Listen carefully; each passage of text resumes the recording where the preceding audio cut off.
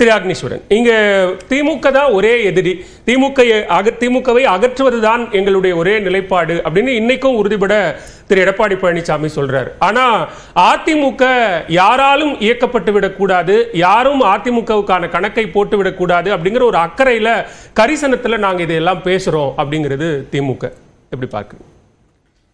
அக்கறையும் கரிசனமும் அரசியலுக்காகத்தான் அப்படின்னு தான் நான் பார்க்குறேன்.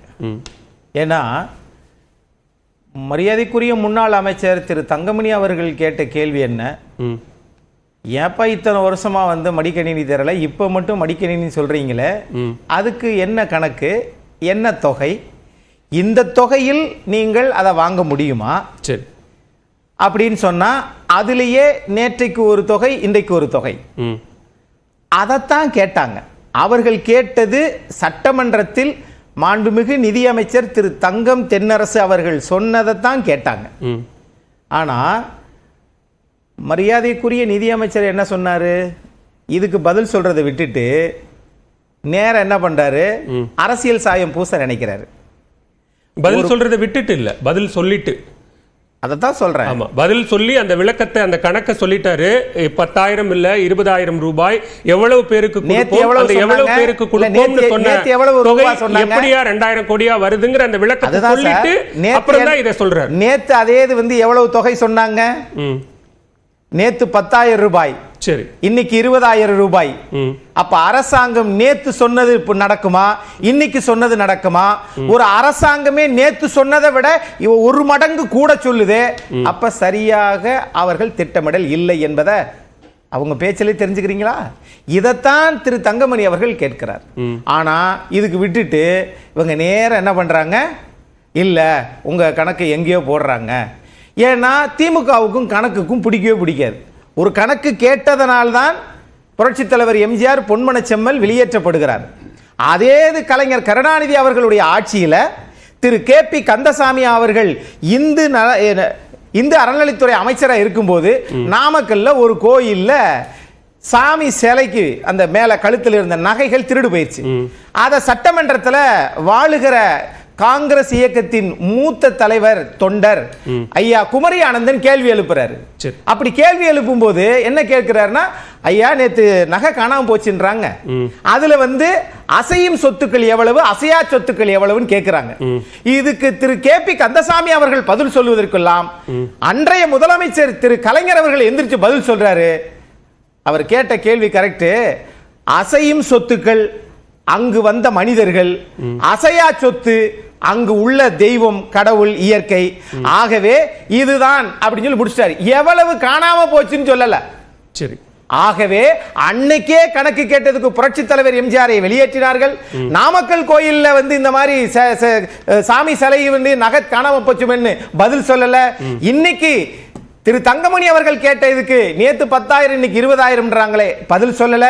இதை மடைமாற்றம் செய்வதற்கு தான் உங்க கணக்கை யாரோ போடுறாங்க. நீங்க முதல் வரியிலேயே இது திமுக செய்கிற அரசியல் அப்படின்னு சொல்லிட்டீங்க. அவங்களும் இது அரசியல் தான் சொல்றாங்க. அந்த அரசியல் திமுக வெர்சஸ் அதிமுகவாக இருக்க வேண்டும். அதுல பாஜக அதிமுகவை ஆளக்கூடிய அல்லது இயக்கக்கூடிய ஒரு இடத்துக்கு வரக்கூடாது, அதை நடந்துவிடக் கூடாது அப்படிங்கிற நல்ல எண்ணத்தின் அடிப்படையில், அக்கறையின் அடிப்படையில் நாங்க அதை சொல்றோம்ங்கிறாங்க. அதுல அதிமுகவுக்கு கவலை இல்லையா? அதிமுகவுக்கு நீங்க சொல்றது நல்ல எண்ணமா, கெட்ட எண்ணமா, தீய எண்ணமா அப்படிங்கிறத அந்த கட்சி தொண்டர்களும் தலைவர்களும் முடிவெடுத்துக்கிறட்டும்.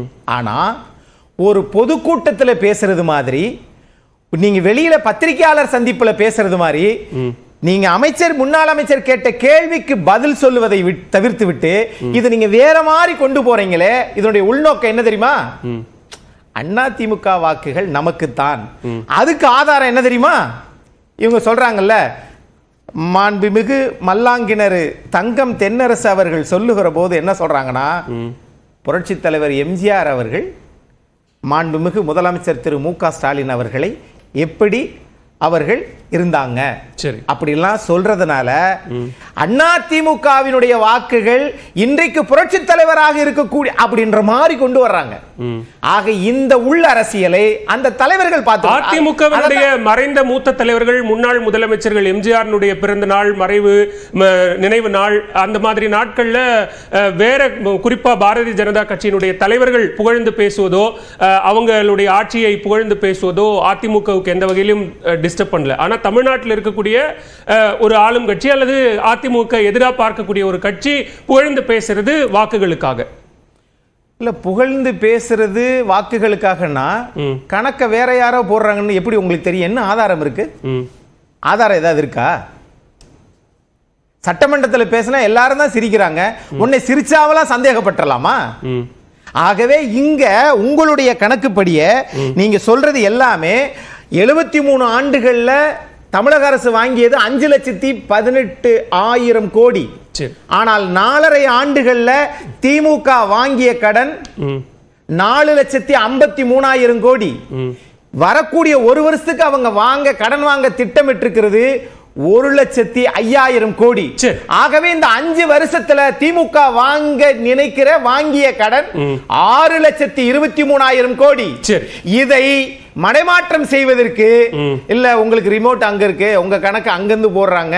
நான் இப்படி கூட சொல்றேனே, பாஜகவுக்கும் திமுகவுக்கும் அந்த கணக்கு அங்க இருக்கிறதுனாலதான் நாணய வெளியீட்டு விழாவுக்கு ராஜ்நாத் சிங் கூப்பிடுற அளவுக்கு உங்களுக்கு வந்துருச்சு. நீங்க அப்படி மடைமாற்றம் தான் செய்யறாங்க அப்படின்னா நீங்க அதுக்கு தெளிவான பதில் சொல்லலாம். அதிமுக தெளிவான பதில சொல்லாம மாறா கொள்கை வேறு கூட்டணி வேறு, தேர்தல் நேரத்தில் வாக்குகள் சிதறாமல் இருப்பதற்காக அமைப்பதுதான் கூட்டணி அப்படின்னா நாங்க பாஜகவோட போக போறோம் அப்படிங்கிற ஒரு மறைபொருள் அதுல இருக்குல்ல.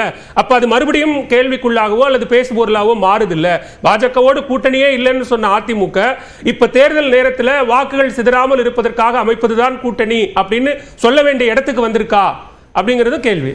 ஒரு கட்சி ஒரு கூட்டணி அமைக்க போறதுக்கு இன்னும் ஒரு வருஷம் இருக்கிற போது போறீங்களா மாட்டீங்களா, வருமா வராதா மாட்டோம்னு சொன்ன இடத்துல கேட்கக்கூடிய நீங்கள் போக மாட்டோம்னு சொன்னீங்க. போக மாட்டோம்னு அதிமுக அதை யார் சார் நீங்க முடிவு பண்றது? போக மாட்டோம் நாங்க முடிவு. அதை யார் சார் திமுக முடிவு பண்றது? அதிமுக சொல்லுச்சு சார். அதை ஏன் சார் நீங்க அதையே நினைச்சிட்டு ராத்திரி பகலா 365 நாள் ஏன் சார் அதையே நினைச்சிட்டு இருக்கீங்க? ஆனால் நீட்டு விளக்கு வருமா வராதா பாலவேல் சார் கேட்பாரா?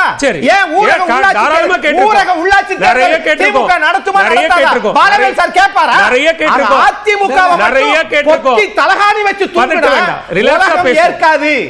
நீங்கள் செய்கின்ற எந்த வேலையும் மக்கள் நம்பல. நான் பதட்டப்படல, இதுல ஆனா நான் பதட்டப்படல, ஆனா நீங்க பதட்டப்படுத்துறீங்க. இல்ல இல்ல நீங்க பதட்டப்படுத்துறீங்க. அப்ப புரிஞ்சுக்கிறேன்.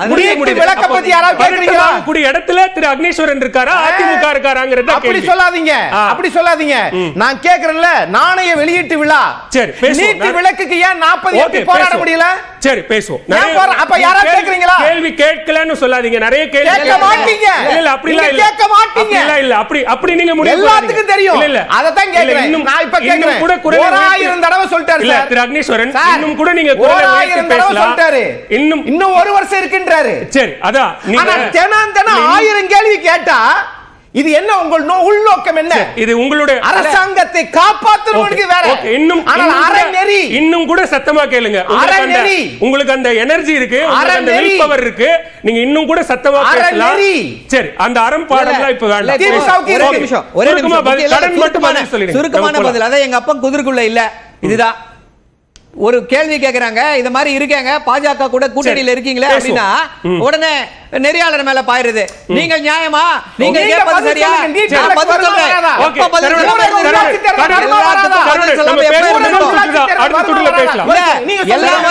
எல்லாம் வரும். எந்த கேள்விக்கும் பதில் சொல்லாமல் போனதே இல்ல. எல்லாருக்கும் கொடுப்பாங்க. யார் சொன்னாங்க? இப்போ நீங்க கொடுக்க கூடாதுன்றீங்க. ஒரு நிமிஷம் நான் இருக்கேன் இங்க பாருங்க. குடுக்குறவங்க சந்தோஷமா இருக்காங்க. ரெண்டு பேர் பேசுறாங்க. நான் வர பேசலாம்.